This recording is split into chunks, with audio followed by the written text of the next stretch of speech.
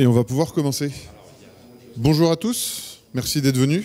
Ce matin, on va parler de formation, plus spécifiquement d'accompagnement au changement pour toutes les personnes qui veulent faire une migration vers AWS. Tout le monde m'entend bien? C'est bon. Donc, je suis Julien Lépine, ça fait 5 ans que je suis chez Amazon maintenant.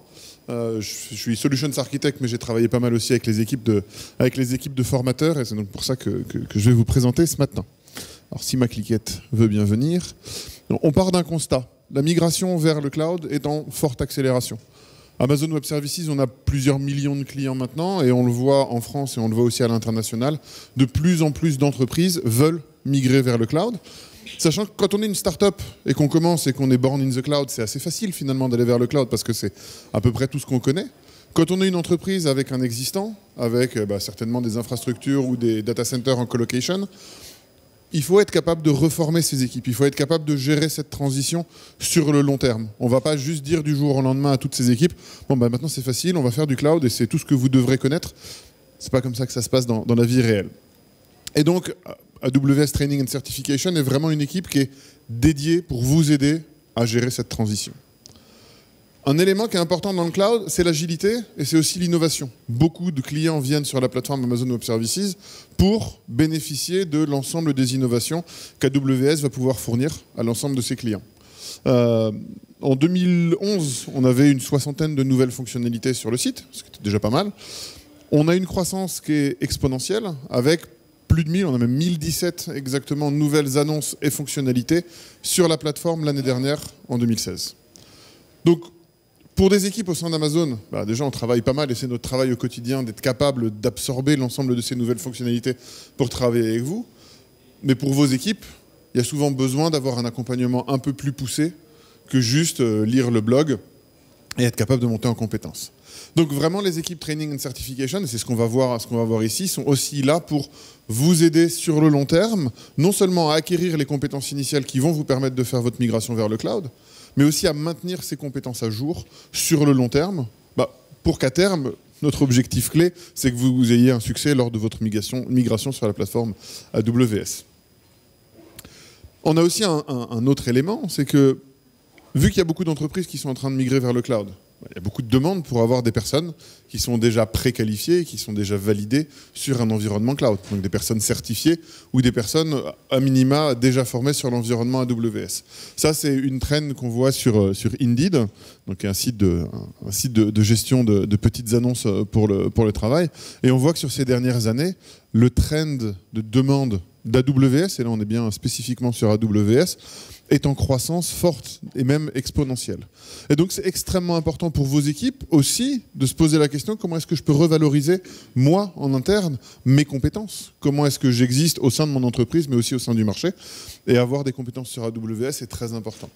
Et si vous voulez juste passer par des partenaires et toujours avoir que des partenaires pour faire votre migration, vous aurez parfois peut-être même du mal à les avoir. Donc avoir de la formation au sein de vos équipes aussi est très important.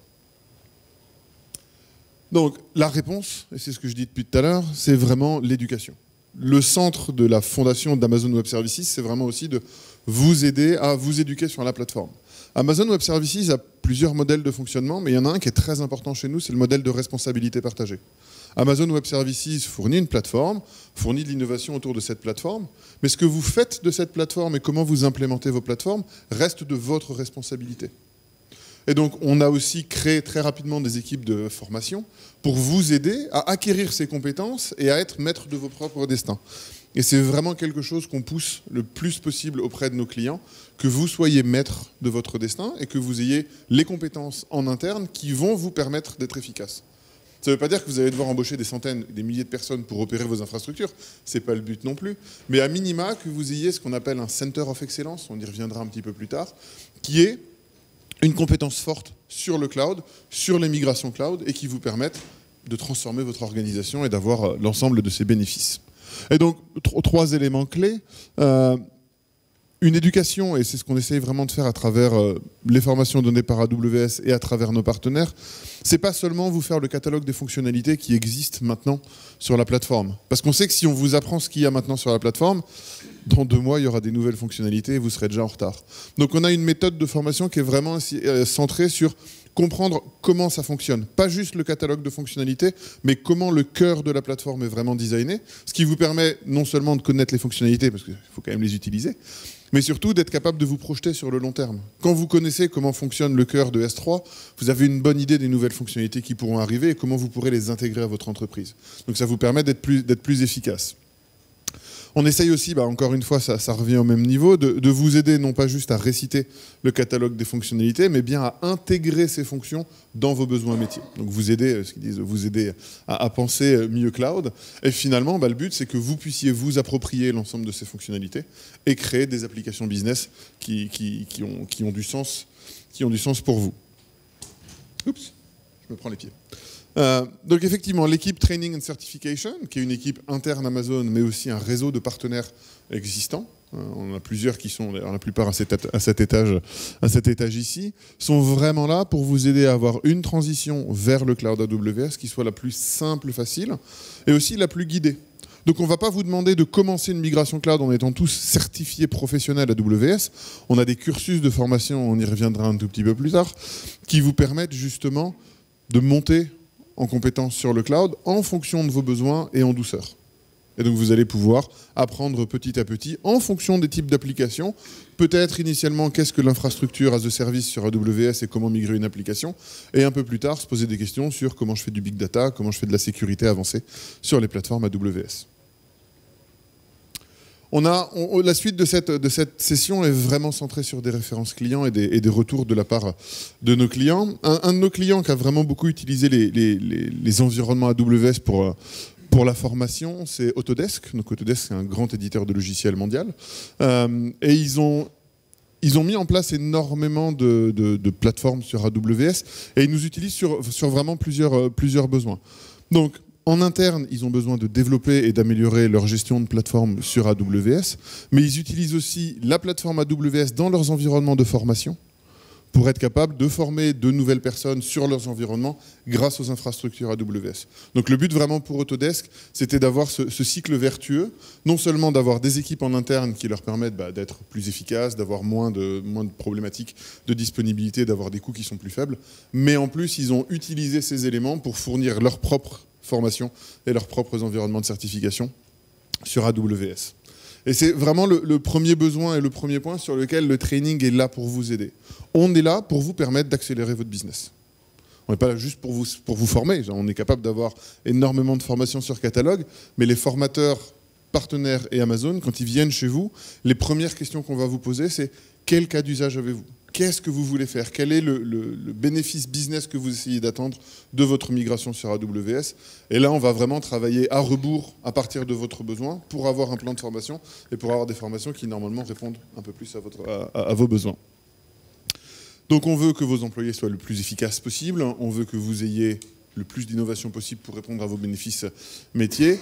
Et encore une fois, on veut que vous ayez ces compétences en interne et que vous soyez capable d'avoir du sponsoring et du buy-in en interne au sein de vos entreprises pour montrer que le cloud, c'est vraiment un chemin et qu'on ne peut pas être certifié cloud et avoir l'ensemble des validations en moins d'une heure.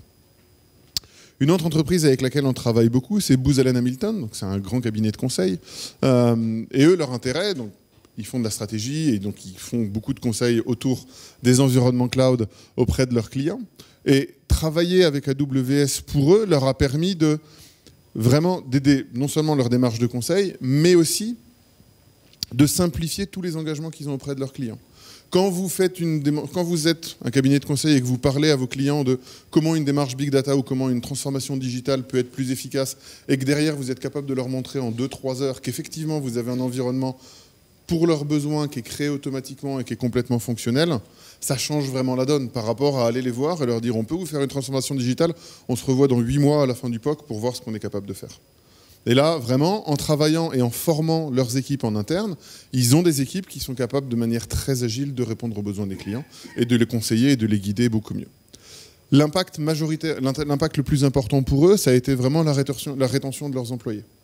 Les employés se rendent compte que grâce à la formation et grâce aux compétences qu'ils ont sur AWS, ils sont plus efficaces plus rapidement. Et eux, dans leur métier, voilà, il faut vraiment, ils sont vraiment payés à l'heure. Donc, quelque chose qui est beaucoup plus rentable et beaucoup plus efficace pour eux fait que les employés les mieux notés et en tout cas les plus volontaires dans l'entreprise ont vraiment les outils qui leur permettent d'avancer.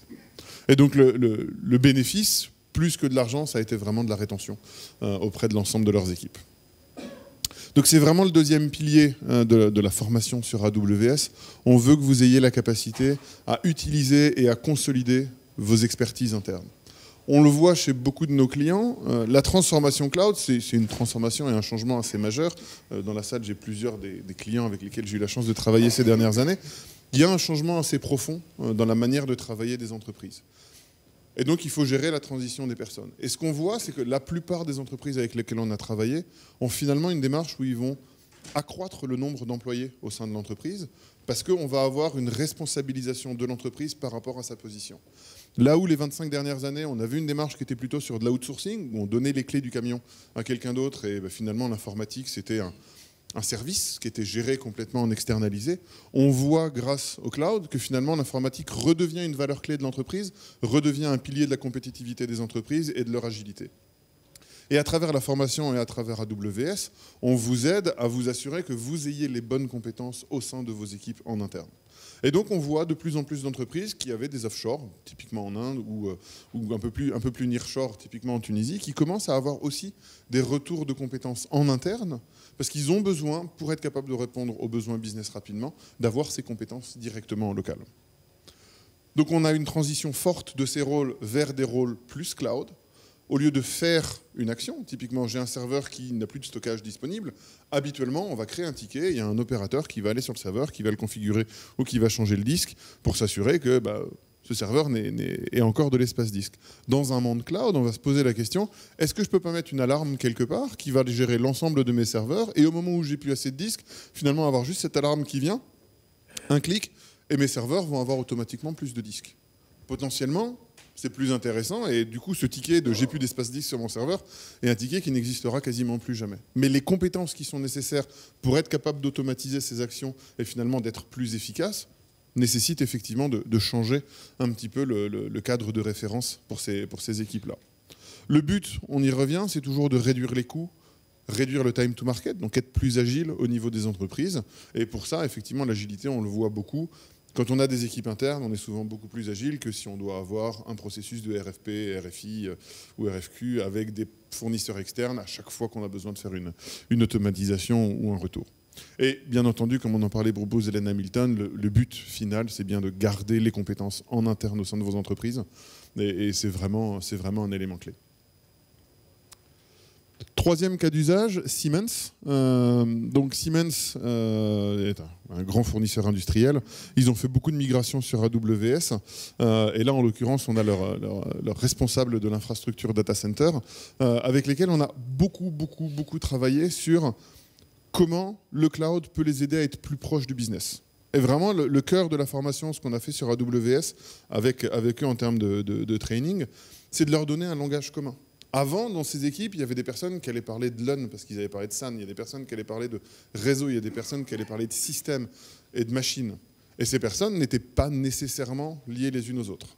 Le cas le plus habituel, c'est un opérateur de stockage qui va effectivement avoir une baie de stockage, un SAN extrêmement bien configuré, mais qui n'a aucune idée des types d'applications qui vont fonctionner sur son SAN. C'est quelque chose qu'on voit très régulièrement. Là, sur AWS, vu qu'on a une abstraction de cet élément, on va avoir les ingénieurs qui font du stockage, qui vont bien configurer l'ensemble des environnements avec des EBS et en choisissant les bons besoins de stockage pour être capable de répondre aux besoins. Mais avoir un EBS, si c'est juste pour avoir un volume de stockage, ça ne sert pas à grand-chose. Le but, c'est de se poser la question, est-ce que je vais mettre une base de données, est-ce que je vais mettre un système, est-ce que ça va être du web, est-ce que ça va être du big data? Et du coup, en ayant un cadre commun de référence entre l'ensemble de ces équipes, il s'est rendu compte que des personnes qui se parlaient très peu, ou alors qui se parlaient plutôt en s'envoyant des tickets les uns aux autres, finalement étaient capables de travailler ensemble, d'avoir le même langage et d'être beaucoup plus efficaces. On a pas mal de clients où effectivement avoir une machine virtuelle mise à disposition dans un environnement de développement, ça pouvait prendre jusqu'à 3 semaines sur un environnement on-premises. Le cloud le rend complètement disponible en quelques secondes, mais les process de l'entreprise font que ces équipes-là sont capables de le faire maintenant en quelques heures au lieu de quelques semaines, parce qu'ils parlent le même langage. Donc quand on a une qualification de la demande qui est assez facile, finalement, toutes les autres équipes ont les bonnes informations, plutôt que d'avoir une liste quasi à la Prévert de demandes diverses et variées pour créer ces éléments-là. Et le but de ça, c'est aussi, et c'est là où on va rentrer sur la partie certification, on veut aussi que les personnes qui font cette migration vers le cloud soient reconnues, en interne et en externe. En interne, on va vraiment les aider en créant ce qu'on appelle des champions. Donc au sein de vos entreprises, vous pouvez créer, on y reviendra sur le Cloud Center of Excellence, vous avez la possibilité de créer des équipes qui sont des équipes de service, pas des équipes centrales comme on faisait de l'IT dédié sur lesquelles on était vraiment un goulot d'étranglement et sur lesquels chaque demande devait passer par un ticket.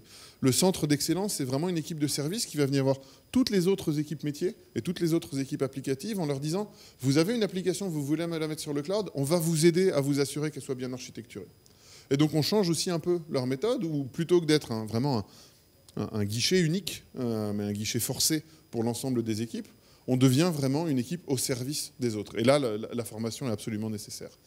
Et pour ce faire, avoir cette reconnaissance, c'est bien de l'avoir en interne, mais c'est aussi important de l'avoir en externe, parce que ça permet d'asseoir la crédibilité des personnes. Et là, on a toute une partie de l'équipe, c'est Training and Certification. Donc on a tout un domaine de certification qui est aussi disponible sur AWS. On le verra, on en a un certain nombre. Et le but, c'est tout le monde ne va pas être certifié Solutions Architect Pro dans vos équipes, parce que ça n'a pas nécessairement de sens. Vous allez avoir des personnes qui sont plutôt dans le réseau, la sécurité, le big data, l'application. Et on a donc plusieurs certifications qui vont venir vous aider à choisir le type de chemin qui va être utilisé par vos équipes. Ce slide est un petit peu moche. Le but, c'est vraiment de vous dire, en fonction des besoins, donc ça, c'est les différents types de certifications. Voilà, le but, c'est chaque employé, vous allez pouvoir vraiment choisir, en fonction de ses besoins, quelles sont les formations et quelles sont les certifications qui vont être nécessaires. Il n'a pas besoin de tout connaître sur la plateforme. C'est bien d'avoir un certain nombre d'architectes, donc qui vont être capables de travailler sur l'ensemble de la plateforme, mais c'est aussi très bien d'avoir potentiellement des experts, et ça vous donne, auprès de vos équipes, aussi une vision sur le plus long terme, où finalement, quelqu'un peut commencer en étant opérateur, puis devenir un peu spécialisé sur la sécurité, et finalement, en progression de carrière, potentiellement devenir architecte sur AWS. On a super. On a formé plusieurs millions de personnes au sein des équipes, mais on n'est pas suffisant, nous, pour former effectivement plus d'1 million de personnes. Donc on se repose complètement sur un écosystème de partenaires. Il y en a beaucoup qui sont là vraiment pour vous aider au quotidien à faire et à voir vos démarches de certification. On a l'avantage de pouvoir aussi le faire rentrer dans tous les plans français de formation, tels que les DIF et les choses comme ça. Donc c'est vraiment une démarche professionnalisante de formation que nous utilisons avec vos équipes. Quand on a un client qui décide d'aller sur AWS, souvent la première question qu'il va nous poser, donc, il travaille, admettons, avec un partenaire ou avec un solutions architect comme moi-même, et il décide, OK, je vais vers le cloud, je vais faire une migration. La question qu'il va poser à chaque fois juste après, je fais comment ? Comment est-ce que je suis capable de faire ça? Et on le voit avec beaucoup de nos clients, où finalement, quand on a des clients qui vont commencer leur migration, au début, ils vont commencer à migrer quelques applications par eux-mêmes. Ils vont se former un peu, ils vont avoir de l'aide potentiellement d'un partenaire externe. Et ce qu'on voit, c'est que ça monte petit à petit. Mais si on prend des grandes entreprises qui ont potentiellement plusieurs centaines, voire plusieurs milliers d'applications, si on fait ce trend-là, on aura fini de migrer à peu près en 2045. Et donc l'intérêt pour eux, c'est de se dire, OK, maintenant, j'ai commencé à comprendre comment on pouvait migrer, comment cette plateforme AWS était utilisée. Il va falloir que je sois plus efficace et que je sois plus rapide. Et donc, pour faire ces éléments-là, ce qu'on voit chez beaucoup de nos clients, c'est qu'en fait, là, l'équipe Training and Certification va arriver, va commencer à faire les premières formations, qui sont des formations très pratiques sur le cloud. Et ce qu'on voit, et on le voit typiquement avec des clients comme Enel, qui ont migré plusieurs milliers d'applications sur AWS en moins de 18 mois, on a vraiment un point d'inflexion de la courbe. Et là, on a une croissance qui va être exponentielle, parce que les équipes ne vont plus seulement être dans l'acte de faire une migration d'un environnement vers un autre, mais vont commencer à voir la plateforme et vont être dans l'acte d'automatiser les migrations. Donc là où finalement ils devaient gérer chacun des serveurs Windows ou Linux pour la migration, ils vont automatiser la migration des serveurs et ne se préoccuper plus que des serveurs qui sont effectivement problématiques. Et donc là, sur l'ensemble de ces éléments-là, on voit, et donc ça c'est vraiment basé sur des retours clients, on a la possibilité d'avoir des croissances exponentielles sur la migration vers le cloud. Hop, est-ce que j'ai perdu quelque chose? Ah, voilà. Et donc là, le cas, c'est une entreprise dans le domaine de la finance. Un des points intéressants qu'on voit dans les formations et qui est vraiment différent avec AWS, c'est qu'en sortant de la formation, normalement, tout ce que vous avez vu, vous êtes capable de le mettre en place tout de suite. Et c'est vraiment un point clé quand on sort de formation. La plupart de vos personnels auront déjà manipulé l'environnement. Et tout ce qu'on a présenté, ils peuvent sortir de la salle, commencer à le faire par eux-mêmes directement sur les environnements. Là où, effectivement, une formation sur un environnement plus traditionnel nécessite d'acheter et d'avoir du matériel, ce qui est un investissement particulièrement lourd. Là, pour quelques cents, vous êtes capable de monter un environnement Big Data, par exemple, directement. On est vraiment basé sur le retour et sur le feedback de nos clients. Donc on fait beaucoup de recherches. Donc dès que vous faites une certification ou une formation, vous aurez un petit formulaire qui vous demande de nous juger. On essaye vraiment d'avoir des résultats qui sont les plus probants. Donc soyez brutaux, même si c'est nécessaire avec nous. On veut être le plus efficace possible. Et ce qu'on a comme retour, c'est que plus de 70% des personnes qui sont venues en certification AWS considèrent qu'ils ont eu une amélioration de leur efficacité et de leur productivité au travail par ces éléments de formation. Et en deuxième élément, donc ça c'est vraiment pour votre métier, et le deuxième, ce qu'on voit, c'est que plus on forme de personnes au sein des entreprises, la plupart du temps, plus bas est le taux d'attrition au sein de ces entreprises. Donc ce qu'on voit, c'est qu'il y a effectivement une rétention plus grande au sein des organisations lorsqu'il y a une formation sur le cloud qui est mise en place. Le but, à terme, et là je vais appeler mon co-présentateur, c'est vraiment d'avoir au sein de vos environnements et au sein de vos équipes, une équipe cœur, qu'on appelle souvent le Cloud Center of Excellence, qui est une équipe d'experts. Et ces experts vont non pas être, encore une fois, le guichet unique nécessaire pour l'ensemble de vos applications, mais devient vraiment une équipe qui est au service de votre business et au service des autres équipes pour les aider à faire ces migrations sur un environnement AWS. Pour en parler, j'appelle au tableau Laurent Dirson, donc directeur applicatif métier chez Nexity. Un micro. Bonjour à tous. Donc Laurent Dirson, je me présente, donc je suis en charge des applicatifs métiers chez Nexity, de la production IT. Je réexpliquerai en l'occurrence cette fonction-là, elle est importante par rapport à ce qu'on ambitionne au niveau du cloud. Donc Nexity, pour resituer le contexte, on est le premier acteur intégré de l'immobilier en France. On couvre à peu près tous les métiers sur la promotion et sur les services, aussi bien pour les clients particuliers, les entreprises et les collectivités. Alors notre histoire sur le cloud, elle a commencé il y a à peu près 14 mois, en l'occurrence, et notre volonté forte, ça a été d'accélérer en l'occurrence la capacité à délivrer les services applicatifs pour nos différents métiers.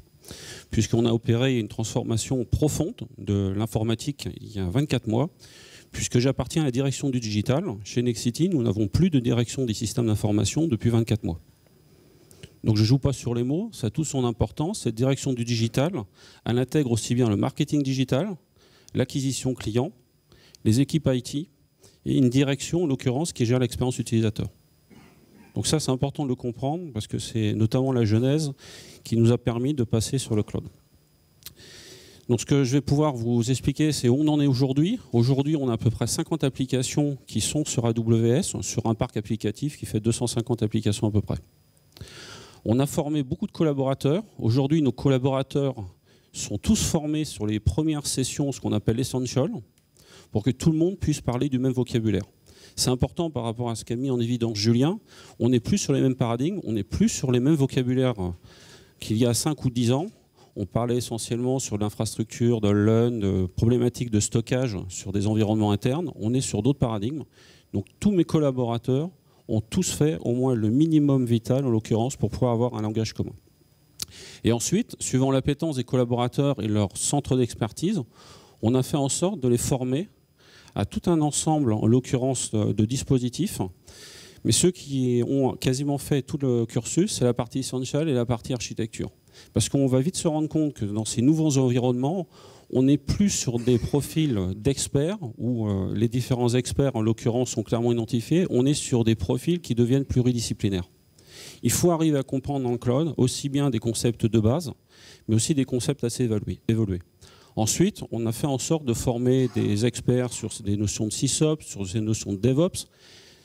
Des choses importantes, la partie sécurité est fondamentale, parce que comme on a pu le voir dans la plénière, les infrastructures AWS sont hautement disponibles, hautement sécurisées, mais toute la partie du dessus, les applicatifs métiers, il faut arriver à les rendre hautement disponibles et hautement sécurisés. Donc là, on est sur des changements de paradigme extrêmement importants. Aujourd'hui, nous avons fait des migrations d'applications sur AWS. On a eu, et pour toutes les entreprises, une learning curve assez importante, c'est-à-dire l'apprentissage est long. On a fait une première expérimentation il y a 12 mois sur des petites applications non critiques. Aujourd'hui, on en a 52 migrées. On a certaines applications qui sont cœur business, qui ont été soit migrées sur le cloud en l'état, soit elles ont été migrées et on en a profité pour gommer l'obsolescence technologique qu'il peut y avoir. Et on a aussi des nouvelles applications que l'on a conçues sous forme de microservices. Et là, c'est des changements fondamentaux pour les équipes. Et ce qui est important, c'est que nous, on accompagne nos collaborateurs. On fait beaucoup de recrutement en ce moment. On recrute des personnes qui n'ont pas forcément les compétences AWS, mais qui sont dans le bon mindset.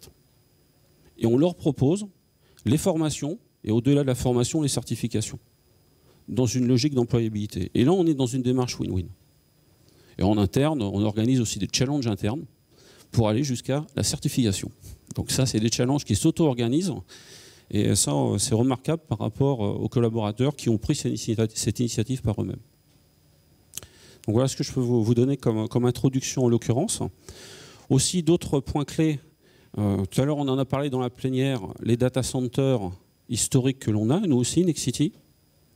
Fin juin 2019, on est data centerless. C'est-à-dire qu'en l'occurrence, on n'aura plus nos data centers en propre. Par contre, un point clé au-delà de la formation, il faut aussi trouver les bons partenaires. Ça a été redit précédemment dans la plénière. Il faut s'équiper des bons partenaires qui maîtrisent ces nouveaux paradigmes. Il n'y en a pas beaucoup sur la place, il faut les trouver.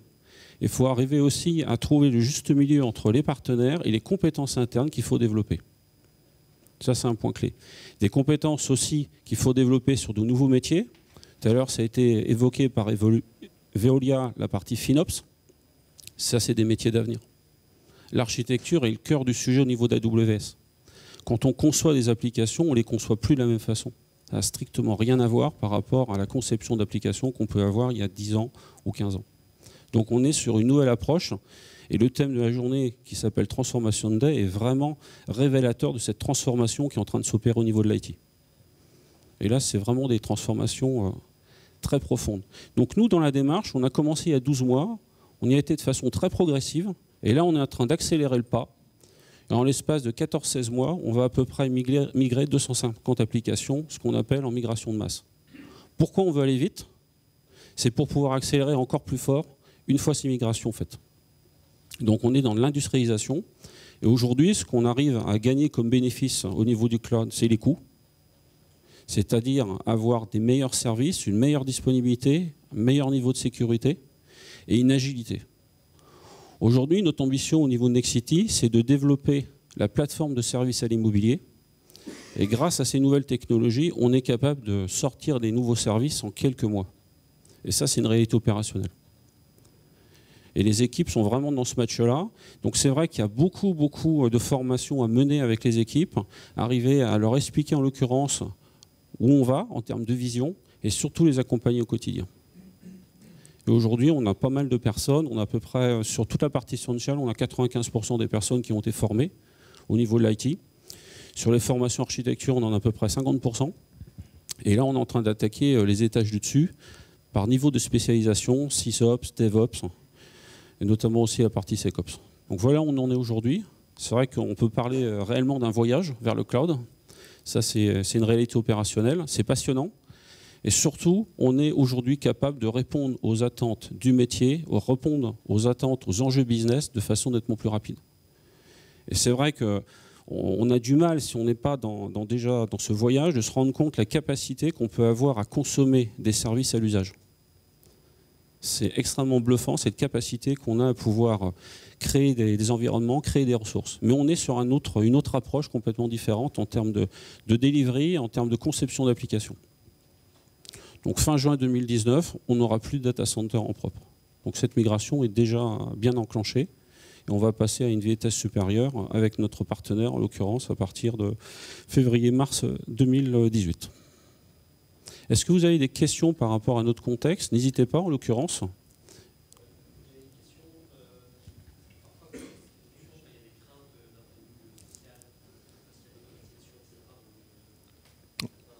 Oui, alors ça c'est vrai que c'est un point clé. Je vais juste reprendre la question parce qu'on est enregistré, donc il faut que la caméra puisse entendre la question. Donc la question était, est-ce qu'il y a eu des craintes sur justement l'environnement social et la transformation des personnes?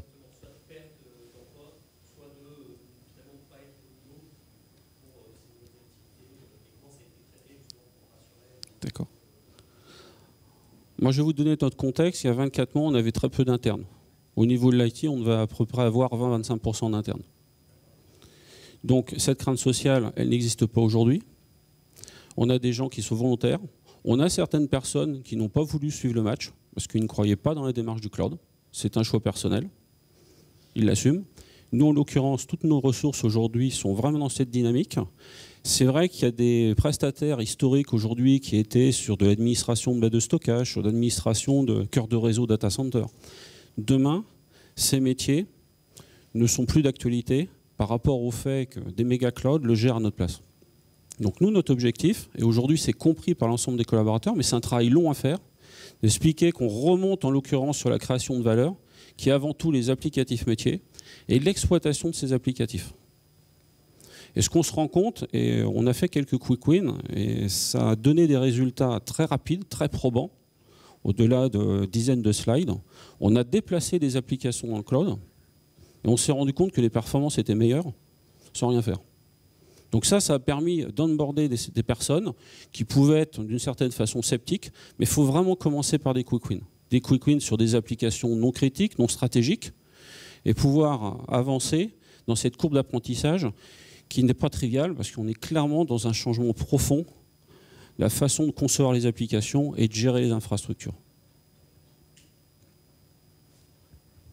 Vous avez évalué le ticket de formation moyen par ADU et en préférence des architectes? Alors c'est vrai que sur les architectes, c'est une fonction clé dans ce genre de transformation. Nous, les architectes, ils ont pour volonté et pour vocation de faire à peu près l'ensemble des parcours. C'est lourd. Mais bon, historiquement, il y a encore 18 mois, je n'avais pas un architecte en interne. Donc aujourd'hui, on est en train de développer cette fonction-là. On a fait beaucoup de recrutements, on en fait encore. Des personnes qui ne sont pas formées forcément sur AWS, mais qui ont envie d'y aller. Et c'est surtout les collaborateurs qui ont envie que l'on accompagne, en l'occurrence, pour pouvoir monter en puissance. C'est vrai que c'est un coût, mais après, il faut le voir globalement par rapport à l'efficience que l'on va gagner au niveau de l'IT. Aujourd'hui, nous, on a même des métiers. Ils nous demandent, en l'occurrence, des services. Maintenant, on ne parle même plus de serveurs, des services à mettre à disposition. On est capable de les mettre très, très rapidement à disposition. C'est même le fond, d'une certaine façon. Par contre, il y a un autre point qu'on a travaillé aussi, c'est travailler à la posture. Comment les personnes de l'IT sont capables de travailler en proximité des métiers et d'avoir cette posture, ce qu'on peut appeler de business partner. Et ça, c'est un point clé. Donc sur les architectes, oui, on a massivement investi. On a surtout fait en sorte que les architectes puissent, en l'occurrence, lâcher prise sur les anciens concepts d'architecture qui sont difficilement applicables sur du cloud. Ça, c'est une certitude. Hormis quand on fait ce qu'on appelle l'immigration pour pouvoir sortir de data center historique le plus rapidement possible et ensuite pouvoir refactorer ces applications. Donc le ticket d'entrée, oui, il n'est pas négligeable. Nous, on a des architectes, ils ont dû faire un cursus et au moins de 14 jours de formation. Bon, pas tous en même temps, hein, c'est-à-dire de façon progressive. Mais ce qui est important aussi, c'est que les gens puissent pratiquer. Donc c'est ce qui est remarquable, c'est qu'il y a une capacité d'avoir des environnements pour pouvoir, en l'occurrence, tester ce qui a été vu en formation, des environnements de formation, pas forcément des environnements de production, parce qu'on peut vite faire des erreurs. Puis comme on l'a vu précédemment, on est sur des facturations à l'usage, voire à la seconde. Donc le côté financier est très important. Parce que c'est très agile aussi sur ce volet-là. Donc il faut bien regarder. J'ai une question à propos de votre stratégie, c'est-à-dire que vous étiez avant dans les data centers, vous étiez donc indépendant finalement d'un fournisseur particulier, et en allant sur AWS, finalement, vous êtes lié à Amazon. Est-ce que vous avez une stratégie pour être cloud indépendant? Alors après, ça c'est une question de fond. Ça, c'est encore un sujet d'architecture. Quel est le niveau de dépendance qu'on veut avoir au niveau de l'offreur de cloud? Donc ça, c'est la même chose. On a différents types d'applications. Suivant le côté stratégique ou pas, l'adhérence avec le cloud est plus ou moins importante. Par contre, ce qu'il faut voir, c'est que quand on est dans les logiques d'innovation, on va faire en sorte, pour pouvoir délivrer les services le plus rapidement possible, d'utiliser le plus de services possible au niveau des plateformes de cloud. Par contre, sur des fonctions plus régaliennes d'un système d'information, on va essayer d'avoir une certaine indépendance par rapport aux plateformes. Donc ça, il y a des technologies qui existent de conteneurisation et notamment qui permettent de créer une certaine indépendance par rapport au cloud. Aujourd'hui, on a majoritairement Amazon comme fournisseur de cloud. On a d'autres fournisseurs, essentiellement sur du SaaS, puisque nous, on a une logique qui est répartie sur l'infrastructure as a service, de la plateforme as a service et du software as a service, principalement. Si on trouve les services sur le marché, ce qu'on va faire dans la conception de nos applications, on va composer avec ces services. Il est hors de question, par rapport à l'accélération que l'on a pour pouvoir fournir des services à nos clients, de passer trop de temps à redévelopper des services qui existent déjà. Donc ça, c'est ce que l'on fait. Parce que nos clients, on investit, pour vous donner une idée, 20 millions d'euros sur l'innovation, sur la production de nouveaux produits, de nouveaux services par an. Donc l'innovation est au cœur de notre sujet, notamment au niveau de la plateforme de services à l'immobilier. Et pour ce faire, on utilise ces plateformes de cloud. Parce que historiquement, sur les anciennes infrastructures, on n'avait pas cette capacité d'agilité et de flexibilité. C'est ce qu'on vise aujourd'hui. Retour d'expérience au bout de 12 mois, c'est une réalité opérationnelle. Donc c'est vrai qu'au niveau des collaborateurs, on est en train de se détacher de ce qu'on appelle un rôle d'une direction des systèmes d'information il y a une dizaine d'années, qui était avant tout de gérer des infrastructures. On est en train de monter le curseur pour pouvoir devenir des partenaires business de métier, leaders de l'innovation avec eux. Et là, on remonte sur ce qu'on appelle les couches du dessus au niveau applicatif. Toujours dans un même but, enrichir l'expérience de nos clients, enrichir l'expérience utilisateur. Donc c'est ça notre stratégie aujourd'hui. Donc Cloud First, ça c'est une réalité. Depuis 12 mois, on n'installe strictement plus rien dans nos data centers. Toutes les nouvelles applications sont construites sur du cloud. Donc on a à peu près un parc de 250-300 applications. Puisque Nexity, c'est 160 métiers différents. D'autres questions? Alors moi, du coup, je vais en avoir une. Je viendrai juste après. Quel a été, selon toi, la meilleure, enfin, le plus grand bénéfice, ou en tout cas ce qui a déclenché ta volonté de faire de la formation au sein de tes équipes? Initialement, quel a été le déclencheur? Parce que tu as commencé. Moi, je suis un fervent dépenseur pour avoir fait quand même pas mal de transformations sur l'IT, que la formation est le cœur du sujet. Le capital, c'est le cœur du sujet, le capital humain là-dessus. Aujourd'hui, quand on regarde AWS, une entreprise X ou Y utilise les mêmes fonctions majoritairement. Il n'y a pas d'éléments différenciants. L'élément différenciant, il va venir du capital humain. Aujourd'hui, nos ressources IT, elles sont clés pour pouvoir développer le nouveau business. Donc, on a mis en place ce programme de formation. Ça a été un deal de passer avec les collaborateurs. Certains collaborateurs qui étaient dans des logiques de construire des solutions sur des architectures qui étaient peut-être, je veux dire, assez anciennes. Et aujourd'hui, on a vendu ça à nos collaborateurs. Ils sont moteurs. Ils ont soif d'apprendre.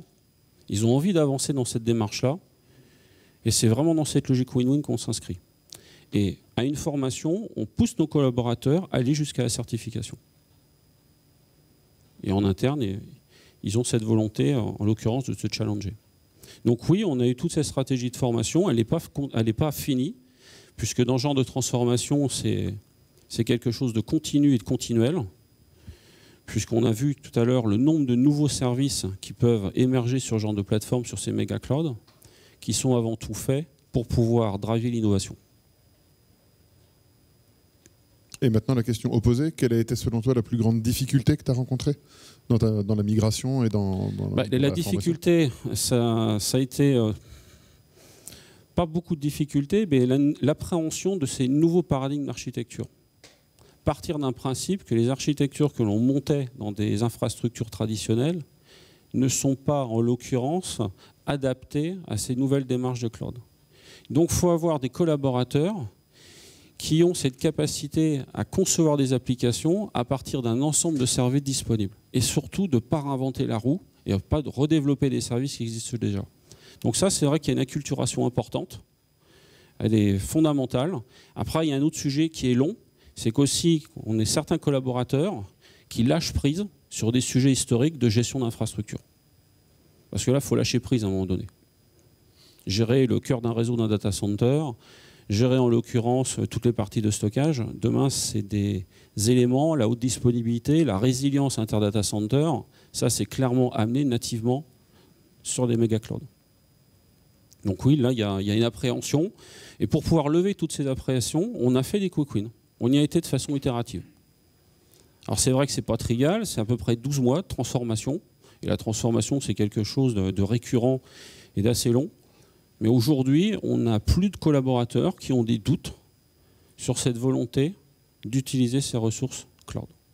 Et qui plus est, ça fait 12 mois nous, qu'on n'investit plus dans nos data centers en interne. Donc, ce qui fait que la capacité d'évolution est relativement réduite volontairement. On avait une question. Non. Toutes ces ressources que vous avez investies Oui. sont principalement des internes ou vous gérez sur le partenaire? Alors, c'est un mixte. Mais on a... Comment? Vous investissez sur une formation auprès de partenaires? Oui, on passe soit en direct par AWS la plupart du temps, en l'occurrence, mais c'est vrai qu'il y a beaucoup de partenaires qui ont été cités précédemment, sur lesquels on peut s'appuyer. Nous, notre logique, c'est vrai que ça c'est un mouvement perpétuel dans l'IT, et qu'est-ce qu'on a outsource, qu'est-ce qu'on garde en interne. Nous, notre volonté, c'est d'avoir l'ensemble des ressources qui soient capables de maîtriser ces technologies, même si on s'adosse à un partenaire qui va nous faire grandir, qui va nous industrialiser la production, pour pouvoir être au rendez-vous. Et le rendez-vous, c'est être capable de délivrer et d'améliorer le time to market par rapport à nos métiers. 160 métiers, je peux vous dire, il y a énormément d'idées, pas à la seconde, mais il y a énormément d'idées. Nexity, dans son ADN, c'est avant tout l'innovation. Et on fait beaucoup de démarches, ce qu'on appelle de test and learn. Donc il faut qu'on soit capable de tester rapidement. Il faut qu'on soit capable de continuer des services ou certains de les arrêter, en l'occurrence. Mais c'est vrai qu'on a des ressources aujourd'hui qui ont grandi sur toutes ces approches technologiques et qui sont fiers de l'appartenance, en l'occurrence, qu'elles ont à travers ce projet-là. Et ça, c'est vrai que c'est remarquable et c'est passionnant. Deuxième question, ceux qui font les transformations, c'est ceux qui exploitent par la suite? Oui, c'est complètement aligné sur ce qui a été dit dans la plénière. Ce qui est important, c'est d'avoir les équipes historiques qui travaillaient sur le legacy embarquées dans ce genre de projet de transformation. Si on ne les embarque pas, je ne suis pas persuadé qu'on arrive à la fin du projet. Donc, il faut arriver à les embarquer. Et ça, il y a beaucoup de pédagogie, il y a beaucoup d'accompagnement, il y a beaucoup de relais managériaux à mettre en face. Et ça, c'est clair, c'est tout sauf de l'IT. Et cette transformation est importante, c'est avant tout une transformation humaine. On parlait de voyage précédemment, mais le côté facteur humain est extrêmement important. Et le challenge, il est essentiellement là-dessus, au-delà de disposer d'infrastructures hautement disponibles, hautement sécurisées. Merci Laurent. Pour conclure, j'ai quasiment fini. Effectivement, Laurent l'a dit il y a 2 minutes à peine, c'est vraiment un voyage et le but c'est d'avoir de l'apprentissage continu. Avoir une démarche de formation à un moment donné sur des technologies, on le voit, l'innovation est tellement forte et tellement régulière sur les nouvelles plateformes et sur les nouveaux modèles, chez Amazon comme dans toute la communauté, parce qu'on parlait tout à l'heure de réversibilité ou de problématique de lock-in. On est une plateforme qui se veut la plus ouverte possible, et donc on vous aide à amener vos applications ou à les emmener ailleurs si jamais vous en avez besoin. Et un des besoins de la formation et un des éléments, c'est vous avez le contrôle. Les personnes qui sont certifiées architectes ont la capacité dans le design de leurs applications de déterminer est-ce que je vais être un petit peu plus proche de mon fournisseur de cloud en utilisant des services à très forte valeur différenciée parce que je veux être agile, parce que je veux être rapide, ou au contraire, je suis sur des fonctions très régaliennes, j'ai des besoins ou j'ai des contraintes qui me sont propres sur lesquelles je veux avoir la possibilité potentiellement de les bouger ailleurs, voire de les ramener sur mes data centers on-prem. Certains vont le faire et on a pas mal d'exemples de clients dans ce cas-là. Vos architectes sont capables de prendre ça comme élément de décision au sein du design.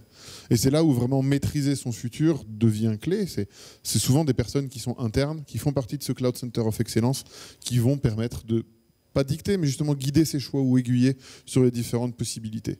Et une fois qu'on a eu cette formation, il faut continuer effectivement à se mettre à jour. Alors, pas besoin de repasser par AWS et de faire des cycles de formation, mais c'est vraiment un voyage. Une fois que vous avez commencé, vous allez avoir des personnes qui sont spécialisées dans des domaines, qui vont s'intéresser à ce domaine-là et qui vont du coup potentiellement elles-mêmes revenir en interne.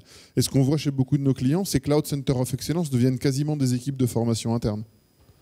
vont faire de la redistribution d'informations et de la redistribution de connaissances derrière. Je vois quelqu'un là-bas qui dit oui, et on a beaucoup travaillé là-dessus ensemble chez pas mal de grands clients. Donc oui, c'est vraiment un point clé. Ce Cloud Center of Excellence devient votre meilleur atout en termes de formation. Donc, comment AWS et comment on le fait? On peut vous aider, on est vraiment là pour travailler avec vous. Donc, on va travailler de manière moins floue normalement sur justement cette mise en vision de quels sont vos objectifs, comment vous voulez y aller, commencer à planifier. Après, on va faire juste de l'introduction sur quels sont les éléments business, quels sont les éléments techniques. On est très léger sur la technique, mais ça permet de commencer à avoir ce langage commun finalement sur j'ai des objectifs business, je vais être capable de les dire d'une manière qui soit compréhensible par les équipes techniques parce que je mets ce langage commun. Après, on va faire la fondation. Vraiment avoir un training fondation, donc ce qu'on appelle les essentials chez AWS, qui va être inclus sur la plus grande partie de vos équipes. Et après, on va vraiment arriver sur de la certification, initialement Associate, donc qui est disponible pour des architectes, des SysOps, des développeurs. Et après, on va commencer à faire de la spécialisation. Et là, vous allez vraiment commencer à avoir une démarche de spécialisation, d'avoir des experts au sein de vos équipes qui vont travailler. Et on a aussi la disponibilité, bien entendu, un time frame. Donc le but, c'est pas de commencer par avoir des personnes qui sont toutes certifiées professionnelles, peut-être un peu mettre la charrue avant les bœufs, mais vraiment avoir cette implémentation de la formation et de la montée en compétences de vos équipes. Et encore une fois, le but, c'est d'avoir des équipes internes qui ont le pouvoir de décider, qui ont la compétence, qui maîtrisent leur destin et qui, la plupart du temps, sont heureuses d'avoir ces nouvelles capacités à leur disposition. Sur ce, je voulais vous remercier, on est pile poil à l'heure. Donc merci beaucoup et je vous souhaite une bonne journée.